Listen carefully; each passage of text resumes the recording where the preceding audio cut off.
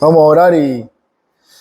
Muy bien, hermanos, vamos a orar y vamos a comenzar con nuestra segunda clase, lección, como mejor prefieran, pero oremos pidiendo al Señor su ayuda y su dirección para esta mañana. Sí, oremos. Señor, Padre, estamos tan agradecidos, Padre, por tu bondad, tu cuidado. Gracias por permitirnos una vez más visitar a nuestros hermanos, compartir juntos acerca de las verdades de nuestra fe y edificarnos, Señor, mutuamente, considerando tu verdad y cómo tú has provisto todo lo necesario para poder conducirnos adecuadamente en tu iglesia, en tu cuerpo.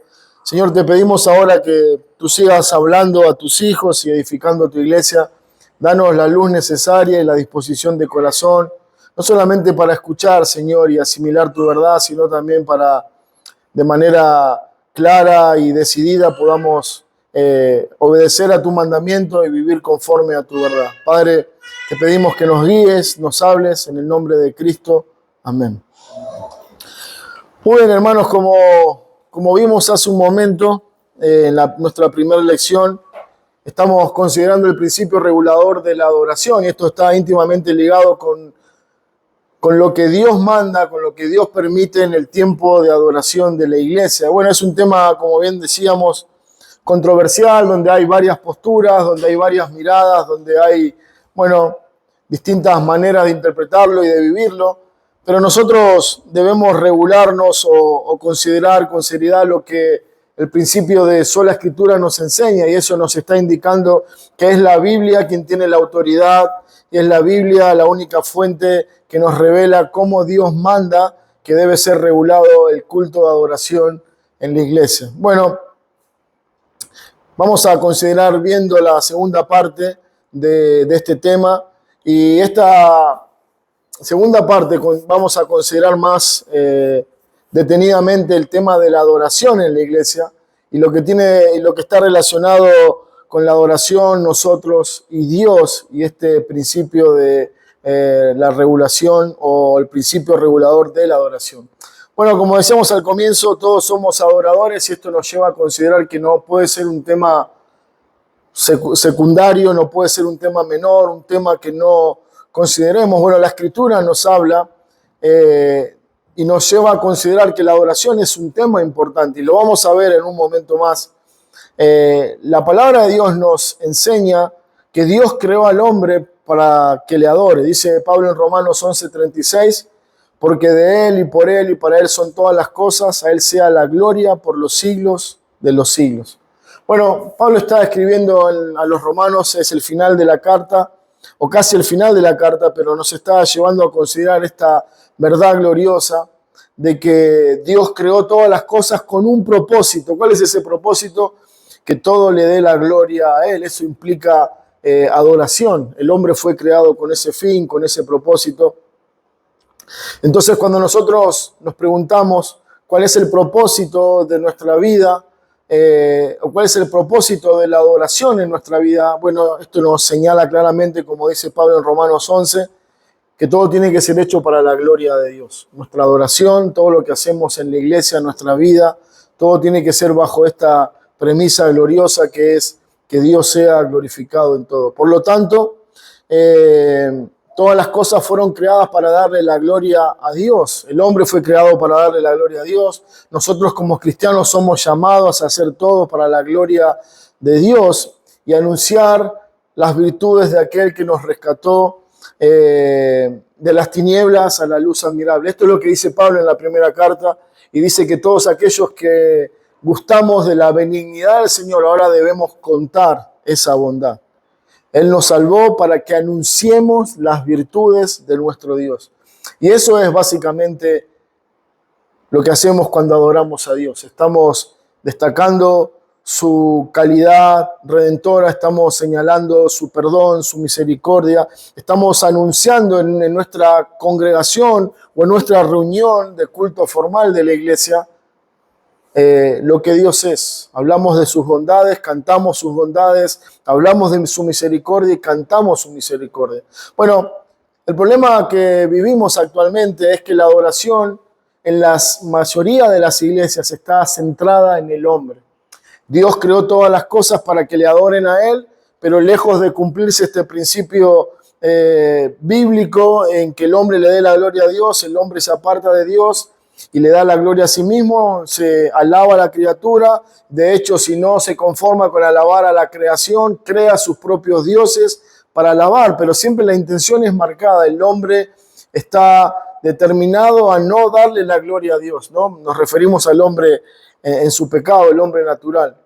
Entonces, cuando miramos la iglesia, que debería ser el lugar central donde Dios es alabado, lo que notamos es que hay una adoración que está centrada en el hombre. Lo que podemos decir una adoración antropomórfica, que la adoración, si bien no está diciendo ninguna herejía en muchos casos, ni están cantando cosas contrarias a la verdad de Dios, pero la adoración tiene una búsqueda de agradar al hombre y no tanto a Dios, ¿no? Vamos a ver, y quizás fuimos parte de alguna iglesia donde toda la adoración era el número central de la reunión. De la mayor parte del tiempo de una reunión se dedicaba a la alabanza, ¿no? Había alabanza y la gente disfrutaba de ese tiempo y todos exaltaban a la iglesia no tanto por la predicación, por la santidad o la fidelidad a Dios, sino porque tenían un lindo tiempo de adoración. Y eso es tener una perspectiva equivocada de lo que es la adoración. La adoración fue dada y creada por Dios para que Él sea el centro y el objeto que es adorado todo el tiempo. Pero hoy las iglesias han alterado el plan de Dios, el diseño de Dios, y todo lo que hacen es una adoración que está centrada en el hombre. La mayoría de las iglesias contemporáneas están sufriendo ese problema tan serio en la adoración. La mayoría de las iglesias, sobre todo hay técnicas de crecimiento, así es la palabra. Esto quiere decir que hay un estudio donde se va evaluando distintas iglesias en distintos continentes con la conclusión de decirnos qué es lo que funciona para el crecimiento de la iglesia. Bueno, en determinado país funciona esto, en determinado lugar funciona esto otro, pero en conclusión lo que funciona en todos lados es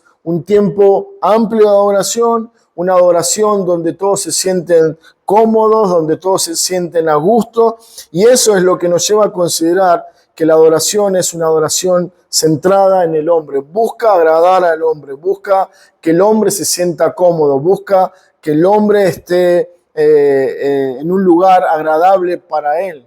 Y lo que pierden de vista es que la adoración fue dada para que Dios sea honrado, para que Dios sea venerado. Bueno, nosotros necesitamos considerar las escrituras y necesitamos volver a la enseñanza bíblica y recordar que la adoración tiene que ver con quién es Dios y cómo Él manda que le adoremos. Hermanos, esto es central.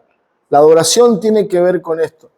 No tiene que ver con nuestros gustos personales, no tiene que ver con si cantamos himnos o coros, si tocamos piano, batería o guitarra. Tiene que ver con que este es el principio central teológico de la adoración. Que Dios sea honrado y que le adoremos como Él manda que sea honrado. La adoración no tiene que ver con nosotros, no tiene que ver si nos sentimos bien, si nos sentimos mal, si nos gusta o no nos gusta. Tiene que ver con el propósito para el cual fuimos creados. Nosotros fuimos creados para alabar a Dios. No somos nosotros el objeto de adoración, no debe ser ningún hombre en particular el objeto de adoración, solo Dios tiene que ser adorado. La adoración no tiene que ver con nosotros, no tiene que ver con lo que a nosotros nos gusta, tiene que ver con Dios.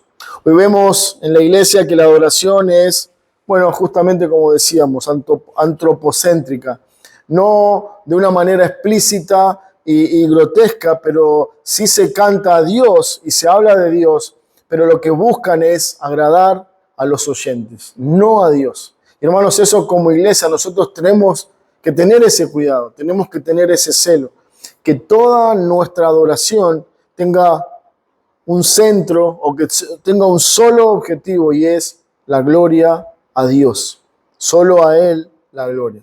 Bueno, el resultado de esta adoración diseñada al gusto del consumidor divorcia lo que la palabra nos enseña y lo que Dios nos manda en cuanto a la adoración. Ese es el gran problema.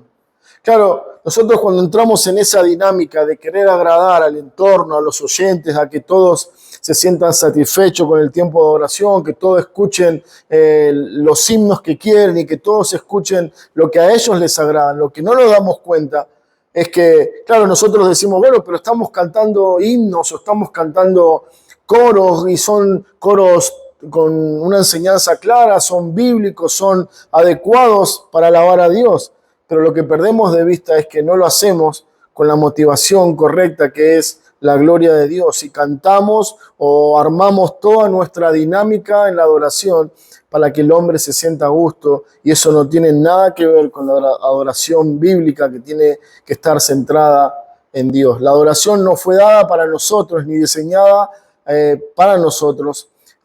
Tampoco nos fue dada para hacernos felices o para que nosotros estemos alegres. La adoración fue creada para la gloria de Dios. Y eso es lo más importante. Quiero pedirles que me acompañen a Romanos, el capítulo 1, versículo 21.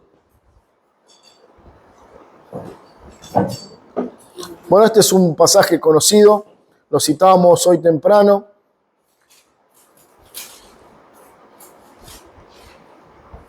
Y es Pablo hablando acerca de la condición del hombre sin Dios. Y dice, pero que habiendo conocido a Dios, no le glorificaron como a Dios ni le dieron gracia, y cambiaron la gloria del Dios incorruptible en semejanza de imagen de hombre corruptible, de aves y de cuadrúpedos, y de reptiles. Hermanos, cuando nosotros pensamos en la adoración de una iglesia, nos cuesta asimilar o asumir que esto que Pablo está diciendo puede estar pasando en el mismo seno de la iglesia de Cristo. Porque cuando nosotros perdemos de vista que la adoración debe ser dirigida y centrada en Dios, en cómo Él revela que debemos acercarnos o cómo debe ser adorado, entonces nosotros de alguna manera quizás camuflada no estamos glorificando a Dios. Dios no es el centro de nuestra adoración, Dios no es la motivación de nuestra alabanza, Dios no es el objeto central de lo que hacemos en ese tiempo. Y dice Pablo que la condición del hombre sin Dios es que no glorifica a Dios y que no le da gracias, que no honra su nombre. Y dice, y cambian la gloria del Dios incorruptible por imágenes de hombres corruptibles, de aves, de cuadrúpedos y de reptiles. No hay nada más grotesco que el hombre pueda hacer que despreciar la majestad, la gloria de nuestro Señor y Dios por algo tan insignificante como un hombre, como algo que él mismo pueda, en una invención muy pobre, crear para adorar. Pero es lo que pasa y es lo que puede suceder si nosotros perdemos de vista que la adoración en la iglesia tiene que estar dedicada completamente a Dios. Necesitamos una forma de adorar a Dios que no sea simplemente como lo hace el mundo evangélico. Bueno, nosotros a veces vemos, ¿no? Hoy Internet nos ayuda mucho en eso de ver otros cultos y de ver otras iglesias y de ver cómo se predica en otros lados y de ver cómo adoran en otros lados. Y a veces lo vemos de una manera tan preciosa y lo vemos como todo el mundo disfruta y cómo todos están alabando y cantando sus canciones. Y a veces queremos replicar eso en nosotros. Y eso, digamos que a simple vista no sería un problema. El problema es que a mí no se me llama simplemente a hacer como el otro hace. No se me llama simplemente a copiar lo que el otro hace. Me llama a adorar a Dios como la palabra me enseña y con una convicción en esa palabra. Bueno, el llamado a la adoración bíblica, mejor dicho, la Biblia nos hace un llamado a la adoración bíblica reverente y centrada en Dios. Necesitamos una forma de adorar que sea conforme a la palabra de Dios. No estamos hablando de estilos musicales ni de instrumentos particulares, estamos hablando de una adoración donde es Dios el objeto reverenciado y glorificado. Juan 4:23, hermanos, dice, mas la hora viene y ahora es cuando los verdaderos adoradores adorarán al Padre en espíritu y en verdad, porque también el Padre tales adoradores busca que le adoren. Pensando en el concepto del nuevo pacto, pensando en el concepto de que todos le conocerán, bueno, tiene que ver con esto, ¿no? Que Él buscó ese pueblo, lo hizo su pueblo especial, particular, su pueblo santo, con este fin, para que le adoren a Él. Ese es el propósito. Pero noten esto, lo que dice el versículo 23, que hay verdaderos adoradores. ¿Por qué tiene que hacer la salvedad entre que hay verdaderos adoradores? Bueno, porque posiblemente pueda haber un grupo que están adorando, pero no son verdaderos, no son genuinos. Y en lo que el Señor nos está recordando es justamente esto, hermanos, que nosotros somos llamados a este fin.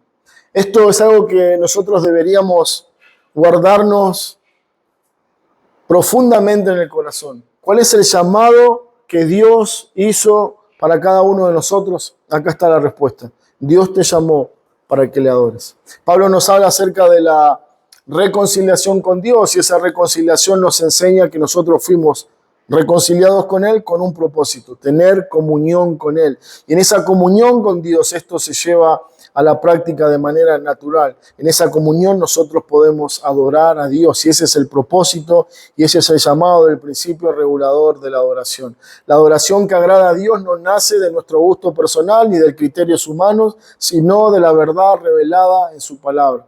Nuestra adoración no debe ser copia de algo que otros hacen, sino el resultado de una convicción bíblica y de un guiar del Espíritu a través de su palabra, hacer lo que Él nos enseña en las Escrituras.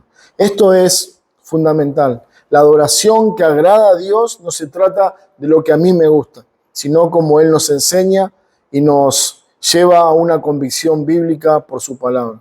Bueno, el fundamento doctrinal.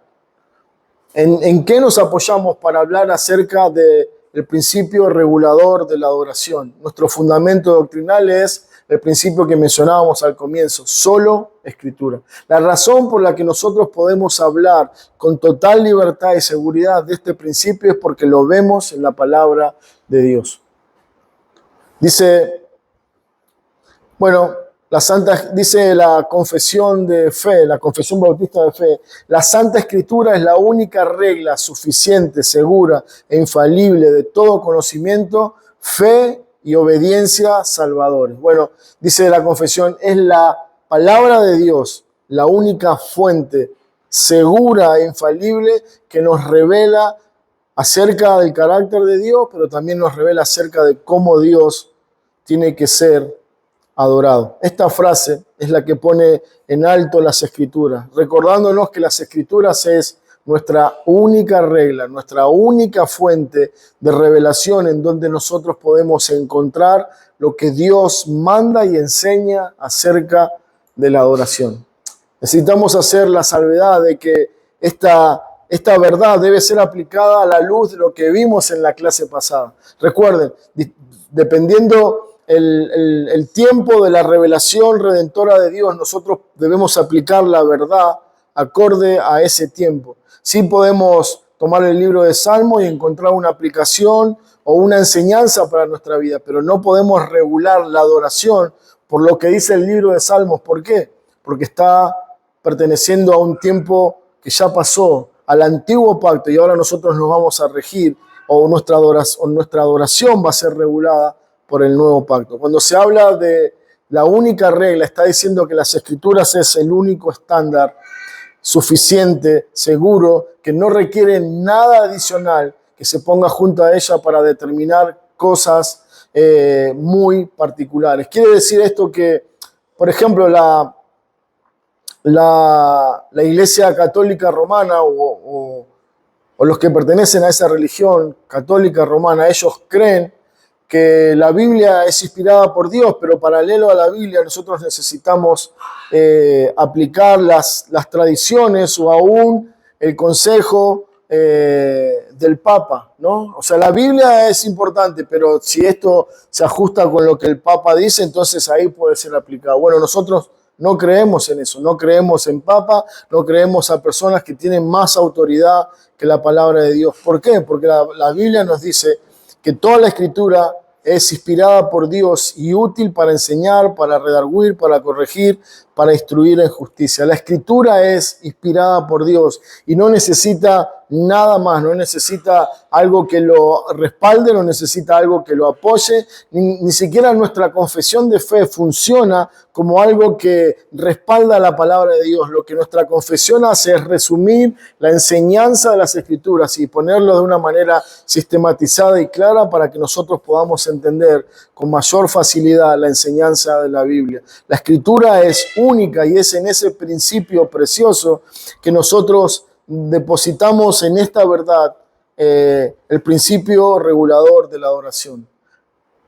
Bueno, las Escrituras nos capacitan para toda buena obra y eso incluye adorar a Dios. El capítulo 1 de la confesión, el párrafo 6, dice: todo el consejo de Dios tocante a todas las cosas necesarias para su propia gloria, la salvación del hombre, la fe y la vida, están expresamente expuestas o necesariamente contenido en las Sagradas Escrituras, a las cuales nada en ningún momento ha de añadirse, ni por nueva revelación del Espíritu, ni por tradiciones de los hombres. Bueno, esto lo dice nuestra confesión, así es como empieza nuestra confesión. El primer punto de nuestra confesión es la Sagrada Escritura. Y lo que va a decir en ese primer capítulo de nuestra confesión es que la Biblia es central en toda nuestra historia. La Biblia es central en todo lo que hacemos, en todo lo que creemos, en todo lo que enseñamos. Y la confesión se ajusta a esa verdad. No es casualidad que empiece con esa verdad preciosa de las Escrituras, pero dice: todo el consejo de Dios tocante a todas las cosas necesarias para su propia gloria está expresamente expuesto en las Sagradas Escrituras. ¿Qué quiere decir esto? Bueno, el principio regulador es que podemos hablar de eso porque la Biblia nos enseña, ella contiene todo lo necesario para que nosotros podamos adorar a Dios y darle la gloria a Dios. ¿Sí? ¿Se entiende?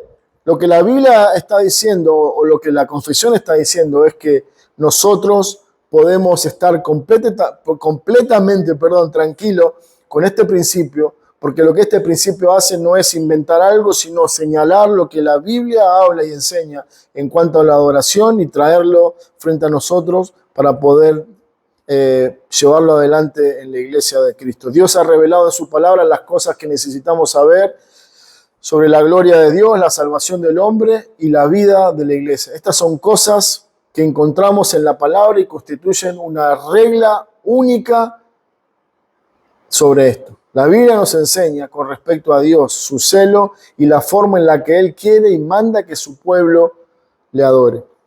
Este mandamiento bíblico se le conoce como el principio regulador de adoración. Si alguien nos preguntara qué es el principio regulador de la adoración, diríamos esto. Bueno, esto quiere decir que la Biblia nos enseña cómo Dios manda y quiere que su pueblo le adore. Ese es el principio regulador. De eso estamos hablando, de eso trata esta serie de enseñanza. Bueno, ¿cómo podríamos resumir el principio regulador de la adoración? Y como dice un teólogo, él dice así: todo lo que Dios ha ordenado en su culto es obligatorio. Todo lo que Dios ha ordenado en su palabra para su culto es obligatorio. Y todo lo que Dios no ha ordenado en su culto está prohibido. Bueno, este principio se desprende del segundo mandamiento en Éxodo capítulo 20, donde vamos a ir a leerlo. Acompáñenme, hermanos, a Éxodo capítulo 20, versículo 3. Lo que nos revela este capítulo 20 y lo que nos revela el segundo mandamiento es que Dios es celoso de su gloria y de su adoración. Éxodo 23. Dice la palabra de Dios, Éxodo 23, no tendrás dioses ajenos delante de mí.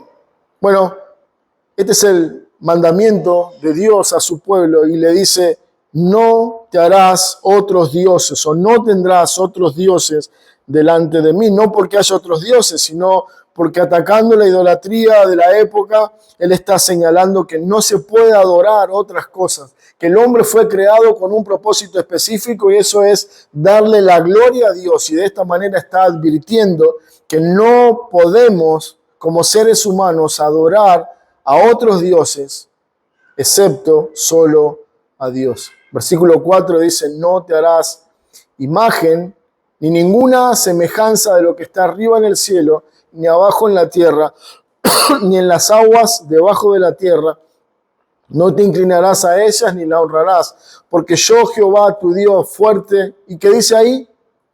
Celoso, que visito la maldad de los padres sobre los hijos hasta la tercera y cuarta generación de los que me aborrecen. Bueno, Dios está dando directivas claras y dice, no tendrás dioses, no te harás imágenes, pero lo que dice también y lo que nos revela de manera clara este pasaje es que Dios es celoso de la adoración hacia su persona. Dios no solo determina a quién se adora, sino también cómo se le debe adorar. Y dice, es a mí a quien debe adorar y es esta la manera correcta en que se debe adorar. Nosotros necesitamos mirar un poco el trasfondo histórico y hay una razón histórica por la cual también tuvo lugar este principio regulador de la adoración. Allá por el siglo X hubo una controversia entre puritanos y anglicanos con respecto a la adoración a Dios. Bueno, los anglicanos era la iglesia de Inglaterra que se desprendió de la iglesia católica. Y la razón por la que se desprende la iglesia es que el rey Enrique VII se había casado con la esposa de su hermano. Su hermano había muerto y como la Biblia enseña que si el hermano no había dejado heredero, bueno, un poco lo que vemos en la historia de Ruth, ¿no? Si el hermano no había dejado heredero, el hermano que seguía en la línea familiar debía casarse con su cuñada para darle herencia a su hermano. Era un poco eso lo que pasaba. Y se casa con su cuñada, ¿no? Lo que vemos detrás de todo esto es que era todo un arreglo político. Ese hermano era el siguiente heredero al trono. Esta mujer con la que él se casó era también la hija del rey. Y era todo conformar un gran monopolio político entre España e Inglaterra. Bueno, ese era el trasfondo de este casamiento, ¿no? Entonces, resulta que este matrimonio se concreta y ellos no pueden tener hijos. Y bueno, no podían tener hijos y lo que él llega a la conclusión es que, gracias, Emi. La conclusión a la que llega es que como él se casó con la esposa de su hermano y él vio la desnudez de la esposa de su hermano, Dios había maldecido ese matrimonio y por eso no le estaba dando hijos varones para que lo sucedieran en el trono. Bueno, una vez más, lo que está sucediendo es que él está usando todo este artilugio para divorciarse, porque después vemos la historia, nos marca que este rey Enrique era bastante desordenada su vida, una vida bastante oscura la que él vivió. Entonces él va y habla con el Papa de la Iglesia Católica y le dice que quiere divorciarse por esta razón. A lo que el Papa, considerando cómo afectaba políticamente a los dos reinos, él dijo que él no lo podía divorciar. El problema no era un principio bíblico, sino que era una cuestión política. Bueno, de todas maneras, lo que este rey Enrique decide es divorciarse de todas maneras y entonces rompe con la Iglesia Católica y es ahí donde nace la Iglesia Anglicana de Inglaterra. Pero la verdad es que más allá de que ellos se separaron de la Iglesia Católica, la Iglesia Anglicana seguía teniendo las mismas prácticas y conductas de la Iglesia Católica y podemos decir que era la Iglesia Católica con distintas ropas. Entonces se volvió la Iglesia protestante que estaba contra el catolicismo. Bueno, al finales del siglo XVI, influenciados por la Reforma, surge el grupo conocido como los puritanos y lo que ellos buscaban hacer dentro de la iglesia era de quitar todas las prácticas o todo el perfil católico de la iglesia y que quedara una iglesia pura, con nada de contaminación del catolicismo. Y así es que nacen los puritanos. Bueno, cuando llegan al tema de la adoración surge una controversia con la iglesia y es que ellos tenían una perspectiva completamente distinta a la que la Biblia nos enseña. La iglesia anglicana afirmaba que la iglesia tiene el poder para decretar ritos o ceremonias que no sea contrario a las Escrituras. Ellos dicen, nosotros tenemos la libertad, tenemos el derecho, tenemos el poder de establecer cualquier rito o ceremonia siempre y cuando no sea contrario a las Escrituras. Bueno, esto es contrario al principio de solo Escritura. Solo la Biblia puede decirnos qué hacer, solo la Biblia nos puede decir qué podemos hacer o qué podemos dejar de hacer dentro de la iglesia, pero ellos dicen, no, nosotros tenemos ese poder. Ahora, los puritanos decían todo lo contrario. Dice que solo debía hacer, todo lo que se debía hacer en la adoración era lo que Dios había ordenado en su palabra. ¿Pueden notar la diferencia? Uno dice, bueno, nosotros podemos hacer cualquier cosa dentro de la adoración siempre y cuando no vayamos en contra de lo establecido por la Escritura. Pero los hermanos puritanos decían, no, nosotros somos llamados a adorar a Dios dentro de todo lo que Él ha mandado. No podemos crear cosas nuevas, no podemos agregar cosas, porque Dios ya nos ha dicho y nos ha ordenado cómo debe ser adorado. Y es a través de esta historia que surge el principio regulador. Era necesario que surgiera una enseñanza desde las Escrituras que respaldara que Dios estableció para su iglesia una manera, una forma en que Él debe ser adorado. El capítulo 22 de nuestra confesión, el párrafo 1, dice, pero la manera aceptable de adorar al Dios verdadero está instituida por Él mismo. Y está tan delimitada por su propia voluntad revelada que no puede ser adorado conforme a las imaginaciones e invenciones de los hombres, ni la sugerencia de Satanás, ni por medio de ninguna representación visible, ni de ninguna otra manera no prescripta en las Sagradas Escrituras. ¿Se dan cuenta? Ellos están diciendo, bueno, el principio regulador tiene que ver con esto. Dios nos muestra, Dios nos dice en su palabra, Él dejó delineado la manera en que debe ser adorado. Y este es el principio regulador que estamos viendo. A Dios solo se le puede adorar,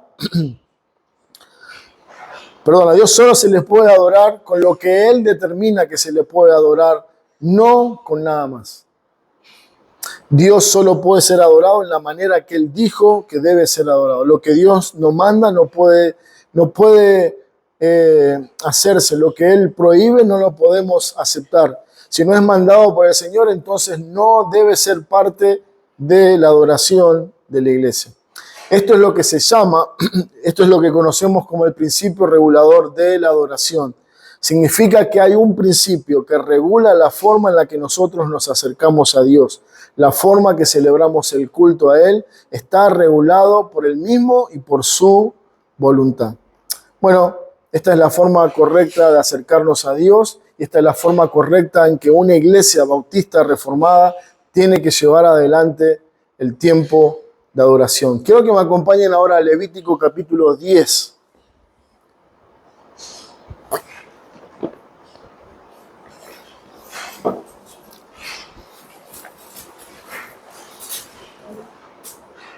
Versículo 1, Levítico 10, 1, seguramente una historia conocida, impactante, impresionante, pero una historia real en la palabra de Dios que nos habla de que Dios es un Dios celoso de su adoración.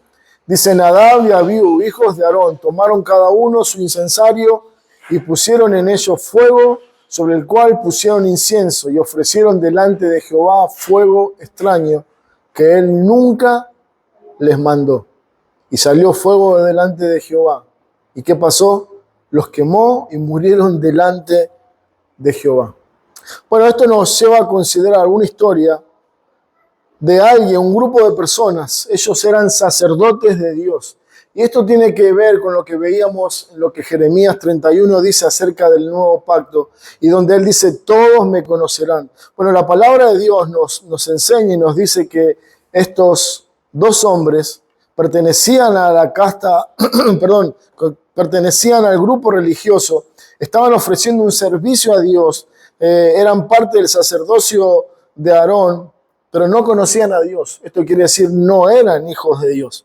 Y entonces, En esa condición ellos están llevando adelante un servicio a Dios y de repente a ellos se les ocurre hacer algo que Dios no mandó. ¿Y qué pasó? Dice versículo 1, la parte final. Ellos ofrecieron delante de Jehová fuego extraño que Él nunca les mandó. Bueno, el principio regulador nos dice que nosotros no podemos hacer nada en el tiempo de adoración que Dios no nos haya mandado. Esto es un ejemplo triste de eso. Estos hombres determinaron por su propia voluntad hacer algo que Dios no les mandó y las consecuencias son terribles y severas. Dice que Dios hizo salir fuego de delante de él y quemó a estos hombres y ellos murieron delante de Dios. En Levítico 10, estos dos hombres, Nadab y Abiú, ofrecieron algo que el Señor no mandó. Es importante notar que ellos eran legítimos sacerdotes, estaban en el lugar correcto, realizaban un acto religioso, pero hicieron algo que Dios no les pidió, no les mandó. El segundo mandamiento, como veíamos hace un momento, nos dice cómo se debe adorar a Dios. Dios no puede ser adorado como a mí me parece, como a mí me gusta, según mi criterio, según mi sentir. Dios dice que debe ser adorado de la manera en que Él ha establecido. No solamente debemos adorarle solo a Él, sino que debemos hacerlo de la manera correcta. Y esa manera correcta es la que Dios ha revelado en su palabra. El fuego consumidor que salió delante de su presencia, que consumió la vida de estos hombres, nos recuerda que Él es un Dios celoso de su propia gloria. Como veíamos en Éxodo 20, dice Dios, yo soy un Dios celoso. Bueno, esto nos lleva a considerar, hermanos, con mucha seriedad el hecho de que para Dios es muy importante lo que hacemos en el tiempo de la adoración. Si nosotros no tomamos con esa seriedad la alabanza que hacemos a Dios, el servicio de alabanza que hacemos a Dios, estamos pensando en un Dios, bueno, lejano, insignificante, pero Dios dice, yo soy celoso de lo que se hace en ese tiempo en que yo mando que mi nombre sea honrado. Eso es importante, hermanos. Como venimos viendo, la adoración es un tiempo que Dios ordena, Dios manda a su pueblo. Su pueblo debe reunirse con un propósito específico. Sí, escuchar la palabra, proclamar el evangelio, estimular nuestras almas, edificar nuestros corazones, pero el principio central de lo que hacemos en la iglesia es que su nombre sea honrado, que Dios sea alabado. Cuando yo me reúno, no puedo perder de vista eso. Dios me congrega, Dios me convoca a esa reunión con este fin, que yo tenga que venir a su casa sabiendo, hoy me reúno con mis hermanos para alabar a Dios. Y eso no puede ser indiferente. No puedo ser indiferente a esa verdad. Yo no me acerco a alabar, a honrar a un Dios como ese viejito tierno que está sentado sobre un trono que no puede con su vida. No, estoy orando, estoy alabando al Señor de señores, al Dios de dioses, a aquel que merece toda la honra y la gloria. Y debo hacerlo con reverencia, debo hacerlo de la manera correcta, porque Él es digno, pero también porque Él es un Dios celoso de su propia gloria. ¿Qué le molestó tanto al Señor que consumió a estos hombres con fuego? Bueno, el juicio de Dios sobre estos hombres se basa únicamente en que ellos estaban haciendo algo que Él no ordenó, que Él no mandó. Y Él dijo, soy celoso de mi gloria, soy celoso de mi nombre. La sinceridad no sustituye la obediencia, la intención no reemplaza, el mandato divino. Éxodo 39 nos recuerda cómo Moisés fue haciendo todo lo que... Éxodo 39 nos habla cómo Dios va dando instrucciones acerca de todo lo que tenía que conformar el templo. Bueno, tenían que hacer unas cortinas de esta manera, unas barras de esta manera, con este tipo de madera, bañarlas con oro. Estas eran las medidas específicas, estos eran los adornos y tenían que hacerse también de una manera específica, adornos puntuales. Y así todo el capítulo 39 de Éxodo se desarrolla en medidas y en un montón de cosas que van a conformar el templo. Luego, en el capítulo 40 de Éxodo, encontramos que una vez terminado todo esto, la presencia de Dios entró a ese lugar y todos los que estaban ahí tuvieron que salir afuera porque Dios había expresado su presencia en ese lugar, inundando todo ese tabernáculo que ellos confeccionaron. Ahora la pregunta es, ¿qué tiene que ver esto? Bueno, lo que tiene que ver es muy importante. Dado que ellos cumplieron con todas las indicaciones que Dios le da, en Éxodo 39, luego podemos ver cómo Él afirma y aprueba lo que se hizo con su presencia en ese lugar. O sea, esto es lo que Dios mandó, ellos se ajustaron a ese mandamiento, a ese lineamiento de Dios, entonces Dios muestra su aprobación, haciéndose presente en ese lugar y mostrando que ellos actuaron consecuentemente a lo que Dios le mandó. Es debido a que se hizo como Dios mandó, que su presencia estuvo presente en ese lugar. Bueno, cuando hablamos del principio regulador, tiene que ver con eso. Dios estableció lo que hay que hacer, Dios nos mostró en su palabra, lo que nos toca a nosotros es obedecer, así como Moisés y el pueblo obedeció en la confección del tabernáculo. 1 Timoteo 3:14, hermanos, acompáñenme hasta ahí.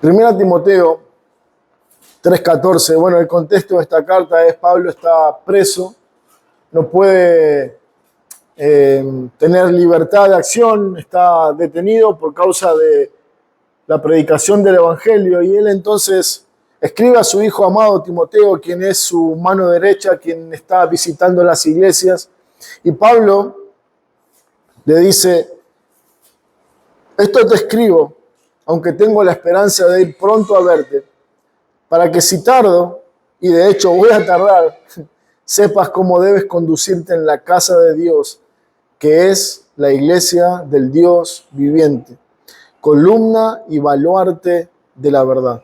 Bueno, Pablo está diciendo, mirá, Timoteo, la verdad es que yo quiero acompañarte en la tarea ministerial, quiero acompañarte en asistir a las distintas iglesias en los distintos lugares, pero la verdad es que no puedo. Pero no importa si yo estoy, si yo voy o no, lo importante es que te escribo esto para que sepas cómo debes conducirte en la casa de Dios. Hermanos, hoy nos gozábamos enormemente al leer Hebreos 1:1 y decir qué maravillosa bendición de saber que Dios nos habló. De la misma manera podemos decir qué maravillosa bendición de saber que Dios nos ha dado instrucciones claras y precisas en su palabra que nos dice cómo nosotros debemos conducirnos, manejarnos, proceder. ¿En dónde? En su casa. Y eso es sumamente precioso. Porque Él nos dice, yo te voy a dar instrucciones de cómo manejar tu casa, tu negocio, tu taller, tu cocina, tus estudios. Dice, no, quiero que sepas que Dios, celoso de su gloria y celoso de su casa, nos ha dejado instrucciones claras y precisas de qué tenemos que hacer en la adoración a su nombre. Bueno, alguna vez me tocó cuidar la casa de un vecino que estaba atrás de mi casa. Él se iba de vacaciones, yo era joven, soltero, y entonces, bueno, no me era ninguna complicación y me dijo, bueno, me pidió si podía quedarme cuidando su casa algunos días y fue así, accedí. Entonces me dijo, bueno, mañana a tal hora vení que te voy a dar algunas indicaciones. Y me mostró, bueno, tené cuidado con esto otro, de noche abrí esta ventana, pero de mañana abrí esta ventana, a la noche cerrarla, dale de comer a los perros. Me acuerdo que tenía una pecera con peces y dice, bueno, dale de comer a los peces, dale esta cantidad. Me estaba dando indicaciones de cómo proceder en su casa. Era su casa, yo no conocía los movimientos, no conocía qué hacer en cada situación, no sabía qué hacer con esto. Me acuerdo que me decía, bueno, a la noche tenés que cerrar la llave de paso porque si no pierde agua, y un montón de recomendaciones así. Bueno, Pablo está haciendo lo mismo, pero con la preciosa y gloriosa verdad de decirnos, no se olviden algo, no es tu casa, No es la casa de un vecino, es la casa de Dios. Y en la casa de Dios no podemos proceder según nuestro criterio, no podemos actuar según lo que a mí me parece, no podemos proceder con irreverencia, no podemos proceder con medios humanos, no podemos proceder como el mundo procede en el mundo. Esta es, dice Pablo, la casa de Dios. Pablo está ayudándonos a identificar con claridad el lugar en el que estamos, el privilegio que tenemos de entrar a la casa de Dios. Es el lugar santo donde Dios convoca a su pueblo y donde Dios se da a conocer a través de la palabra. Y él dice, quiero que sepas cómo conducirte en la casa de Dios. Y dice, no es una casa cualquiera, es la casa del Dios viviente. Es un Dios vivo y verdadero. Es un Dios vivo y que se goza en la adoración de su pueblo. Pero es un Dios que es celoso de su gloria y que no acepta nada que Él haya mandado en su casa. Dice Pablo, quiero ir a verte pronto. Pero sea que vaya o que no, quiero que algo sepas. Quiero que sepas cómo conducirte en la casa de Dios. Quiero que sepas cómo manejarte en el tiempo de adoración en donde Dios debe ser glorificado. Cómo conducirse tiene que ser dicho por Dios, porque es su casa, son sus reglas, son sus mandamientos, es su adoración la que está en juego. Por eso Pablo dice que esto no puede esperar, que esto no puede demorarse. Te voy a mostrar por esta carta para que sepas cómo conducirte en la casa de Dios. Esto implica que hay una conducta en la iglesia que Dios estableció para su pueblo. No surge de preferencias personales ni de creatividad humana, sino de la instrucción clara y precisa en la palabra de Dios. Hermanos, el principio regulador habla de eso. No se trata de coartar libertades, no se trata de establecer modelos, no se trata de hacer lo que otro pensó o diagramó, se trata de hacer lo que la palabra de Dios nos dice, lo que Dios dejó expresamente para su casa, de cómo manejarnos en su casa. Toda la carta de Pablo a Timoteo está regulando la vida del culto, está hablando de cuando la iglesia se reúne, de cómo debe conducirse, de qué es lo que tienen que hacer, de algo que tiene que ser urgente y que todos tienen que saber. En el Antiguo Testamento, como veía hace un momento en Levítico 10, fuego extraño era hacer algo que Dios nos mandó.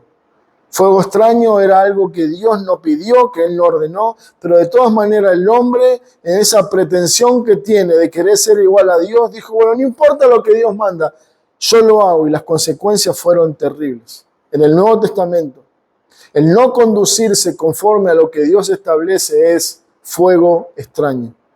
Es hacer lo que aquellos hombres hicieron en Levítico, es proceder con el mismo espíritu, con el mismo corazón rebelde. Lo mismo que vemos en el Antiguo Testamento puede replicarse en el Nuevo Testamento, pero lo que vemos es que Dios regula la adoración del pueblo que se acerca a Él. Cuando decimos que la forma de adorar a Dios debe ser regulada por Él, la pregunta es, ¿cuáles son los límites de esa regulación? ¿Es acaso que yo tengo que vivir mi vida a la luz de este principio? ¿Que yo tengo que ver todo el principio regulador y aplicarlo a mi vida cotidiana, a mi trabajo, a mis estudios, a mi tiempo de ocio, de descanso? ¿Hay alguna diferencia entre la regulación de la adoración pública en la casa de Dios y a mi vida particular? Bueno, el principio regulador tiene límites bien marcados, bien establecidos. Y estos principios rigen cuando el pueblo de Dios está reunido como una asamblea solemne en el día del Señor para adorar a ese Dios verdadero. Hermanos, en otras palabras, cuando hablamos del principio regulador, ese principio regulador no puede ser aplicado en cualquier momento, en todo tiempo, en donde algunos hermanos están reunidos. Este principio es exclusivo y puntual.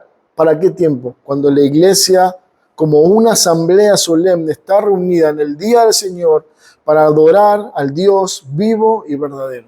¿Se nota la diferencia? El principio regulador no es para todo el tiempo. El principio regulador es lo que Él estableció cuando su iglesia está reunida como una asamblea en el día del Señor para adorarle a Él. Ese tipo de adoración está regulada únicamente por la palabra de Dios y nada fuera de la palabra de Dios tiene que ser añadido o practicado. Pero hay otras cosas en nuestro día a día, en nuestra vida, que somos conscientes de la presencia de Dios, pero que Dios no nos manda, que debe ser regulado. Por ejemplo, supongamos que terminamos esta enseñanza y, bueno, dicen, bueno, hermanos, ¿y qué tal si vamos a recorrer un poco Neuquén? Vamos a una plaza, vamos a otro lugar y ahí nos juntamos y comenzamos a cantar y comenzamos a orar a Dios como parte de nuestra vida. Eso tiene que ser regulado por el principio de adoración, no. Porque lo que Dios estableció es que ese principio debe llevarse adelante en la iglesia cuando está reunida el día del Señor, en esa reunión solemne, donde la membresía, donde la iglesia se congrega con ese fin y con esa motivación. El principio regulador es solamente aplicable con la iglesia reunida el día del Señor. El Salmo 139, versículo 7 dice, ¿a dónde iré de tu espíritu? ¿A dónde huiré de tu presencia? Si subiera a los cielos, allí estás tú. Y si el sol hiciere mi estrado, he aquí, allí tú estás. Si tomare las alas del alba y habitare en el extremo del mar, aún allí me guiará tu mano y me asirá tu diestra. Bueno, este es un salmo de David y David está diciendo, no puedo, como cantamos alguna vez, no puedo huir de ti. Y David dice, si quisiera escapar de Dios, me es imposible. ¿A dónde huiré de tu presencia, de tu espíritu? No puedo. Y comienza a decir, no, si subo al cielo, si me voy cerca del sol, si voy a lo profundo de la tierra, si voy al extremo del mar, bueno, allí tu mano me alcanzará. Bueno, esto nos habla de un principio maravilloso en las Escrituras y es la omnipresencia de Dios. Quiere decir, Dios está en todos lados, al mismo momento, ahora. Dios está acá, Dios está en Buenos Aires, Dios está en Chaco, Dios está en donde se nos ocurra. Él es omnipresente, su presencia está en todos lados. Él es Dios soberano, omnipresente. Él conoce todas las cosas, Él ve todos los corazones, Él tiene todas las vidas delante de su presencia y eso nos habla de quién es Dios. Y eso es lo que David está señalando en este salmo y esto es la realidad que nosotros vivimos. Dios está en medio nuestro. Dios está acá ahora y gloria a Dios por eso.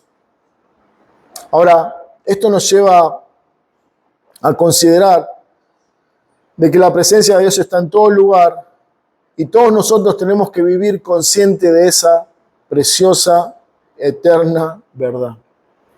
Hermanos, a veces nosotros tenemos la mala conducta o la mala práctica de tener un comportamiento con la iglesia y tener una conducta y un comportamiento fuera de la iglesia.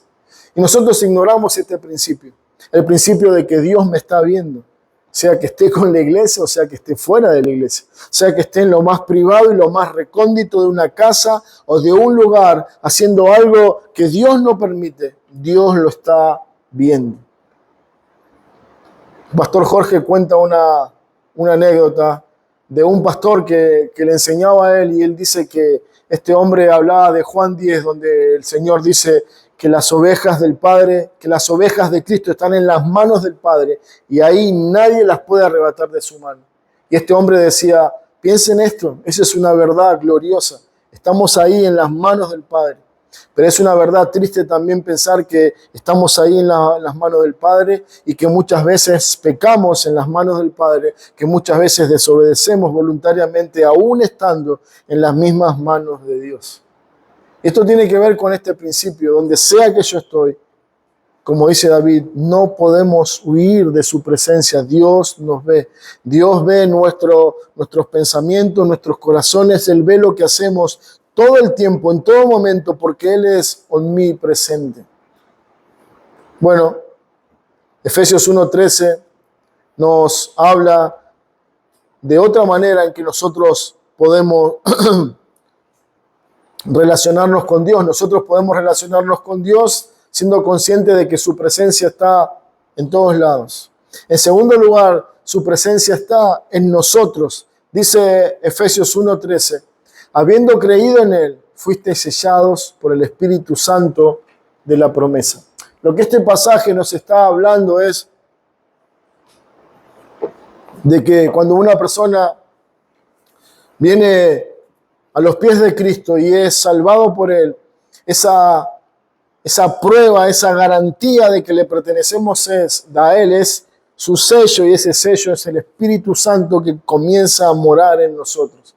Ese Espíritu en nosotros es Dios morando en nosotros. Y es un misterio difícil de entender, de que ese Dios que es imposible de contener en los cielos y en la tierra, de repente venga a morar en un ser tan diminuto como nosotros. Pero esa es la verdad del Evangelio. El Espíritu Santo viene a morar en nosotros y tenemos comunión con ese Dios. No solamente está en todo lugar, sino que también podemos afirmar Él está en nosotros. Dios mora en su pueblo, Dios mora en cada uno de sus hijos. Dios está en todo lugar, pero también Él está de una manera especial y particular en cada uno de aquellos que han creído en Él. La forma en la que Él está en el creyente no es igual como está en el inconverso. O sea, Dios está en todo momento, Dios se mueve libremente entre los hijos y los que no creen en Él. Dios sigue siendo el soberano y Señor sobre creyentes y sobre no creyentes. Pero cuando pensamos particularmente en el creyente, tiene una relación particular, distinta a la que tiene con el inconverso. Y un tercer punto, una tercera mirada de cómo Dios se relaciona con nosotros, es lo que el Señor Jesucristo dice. Y lo que el Señor Jesucristo dice, cuando vamos al libro de Mateo, que Él está presente, dice, cuando hay 2 o 3 reunidos en mi nombre, allí estoy en medio de ustedes. Dios está en todo lugar siempre, de una manera especial está en los creyentes siempre, pero hay una forma en la que Dios está cuando su pueblo santo, su iglesia, se reúne a adorar a su nombre. Dice, Él está en medio de ellos. Hermanos, qué gloriosa verdad es saber Dios está en medio nuestro. Dios está con nosotros. Y Dios está de manera particular cuando ese pueblo se reúne el día del Señor para adorar su nombre, para venerar su santo y bendito nombre. Por lo tanto, esta verdad surge, este principio regulador surge de esta preciosa verdad. Si hay un momento, un espacio, una circunstancia en la que la presencia de Dios está de manera especial, como no lo está en otro momento, es en ese momento en que su pueblo se reúne. Y es por esa razón que la iglesia debe regular el culto de adoración. Es por eso que Pablo le dijo a Timoteo, quiero que recuerdes esto, cuando la iglesia se reúne, cuando el pueblo de Dios en el día del Señor, cuando la iglesia se congrega para alabar a Dios, eso debe ser regulado, porque ahí de manera especial Dios está en medio de ellos. El principio regulador está limitado a esa asamblea formal de los santos cuando se reúne a adorar en el nombre de Cristo. La adoración donde Dios está debe ser de una manera especial, única, reverente, y debe ser regulado por la palabra de Dios y por lo que nos enseña las Escrituras. ¿Por qué? Porque Dios es celoso de su gloria. Dios estableció cómo debe ser adorado su nombre. Y Él no nos va a decir, no, bueno, porque me dijeron o me contaron que... No, Él está en medio nuestro. Él está recibiendo la adoración o no la está recibiendo. Él está siendo honrado o está siendo deshonrado en medio de la iglesia que Él salvó. Por eso, hermanos, este tema es sumamente importante para nosotros. Debemos tocarlo con esa reverencia, con ese celo, con ese cuidado. ¿Por qué? Porque esto implica que Dios es honrado o deshonrado en medio de su pueblo. ¿Qué significa la reunión formal de la iglesia? Bueno, hablábamos de que el principio regulador está limitado con la asamblea formal de los santos. ¿Qué tiene que ver con esto? Bueno, no significa un lugar, no significa que se haga en un templo, no significa en un momento particular, sino que tiene que ver con el culto de adoración en el día del Señor, estando la iglesia reunida. Ese es el culto formal de adoración. Es en ese momento, o es ese momento, que eso tiene que ser regulado por el principio de adoración bíblica como Dios nos ha dado. Este puede ser en un parque, puede ser como lo están haciendo ustedes en una casa, puede ser en cualquier lugar. Pero si el pueblo de Dios, con la presencia de Cristo en medio de ellos, se reúne, eso tiene que ser regulado por la palabra de Dios y es regulado de una manera que no se regula otra cosa ni otro momento en nuestra vida. La presencia de Dios es lo que nos lleva a regular, es lo que nos lleva a ser consciente, cuidadoso de cómo debemos conducirnos según la esfera en la que estamos. Si eres hijo de Dios, si eres un creyente, si eres parte de su iglesia, entonces debemos vivir conforme a esta gloriosa verdad de la presencia de Dios en todos lados y sobre todo en su iglesia.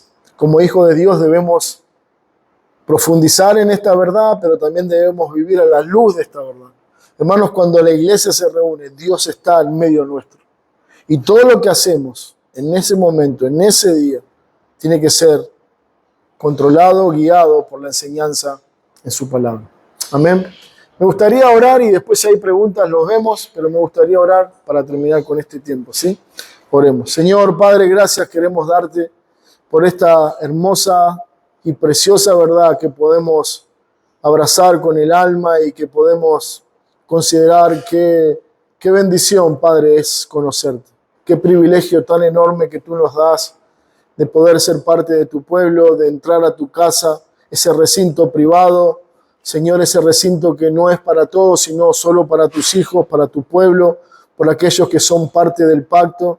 Señor, gracias. Gracias porque este privilegio lo recibimos solo por Cristo.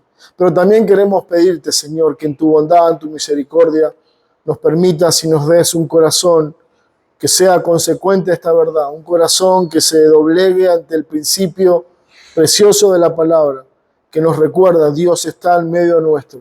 Él no puede ser adorado de cualquier manera, sino que debemos honrarte, adorarte, como tú nos has enseñado y mandado en tu palabra. Padre, bendice a mis hermanos en esta mañana y ayúdanos juntos a poder hacer una realidad de este principio regulador de la adoración. Te damos gracias en el nombre de Cristo. Amén.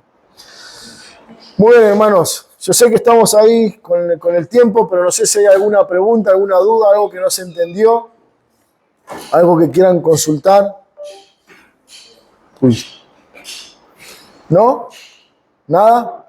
Vamos a seguir, Pastor, el próximo, Sí. durante el fin de semana sobre esto, ¿verdad? Sí, tenemos 2 más, que podemos hacer uno más. Sí. Igual mañana yo tenía la idea de predicar algo distinto, mañana, el Día del Señor. Pero si quieren los 2 que nos falta, podemos hacer uno, no son muy largos, y que tiene que ver con, bueno, con los instrumentos que preguntaba Emi, y alguna cosa más importante. Por lo que uno pueda preguntar para no adelantarme también. No hay problema, siempre nos ayuda y nos refuerza. Sí, adelante. Usted dijo lo de las voces, ¿no? Sí. Los instrumentos hoy no tienen que tapar voces. Sí. Yo el otro día hablábamos con él el tema de los estilos musicales. Ajá. No sé, en este sentido, no sé si se dan a entender. Por ejemplo, el folclore. Sí. Pero eso a mí me remonta más a Claro. otro tipo de cosas, porque a mí me gusta el folclore, Claro. pero capaz me hace pensar en una peña, en algo divertido, en algo lindo. Claro. No sé si a mí me lleva, o sea, capaz que a mí me concentro más en, ay, qué linda la Claro. música, y no tanto en, a ver. Sí, yo creo que eso nos lleva a un terreno difícil en el aspecto de que eso es algo que a mí me gusta. Ahora voy a pensar en la peña cuando cantamos. No, o sea, el principio regulador nos dice... Estamos hablando de folclore en donde se escuchan las voces.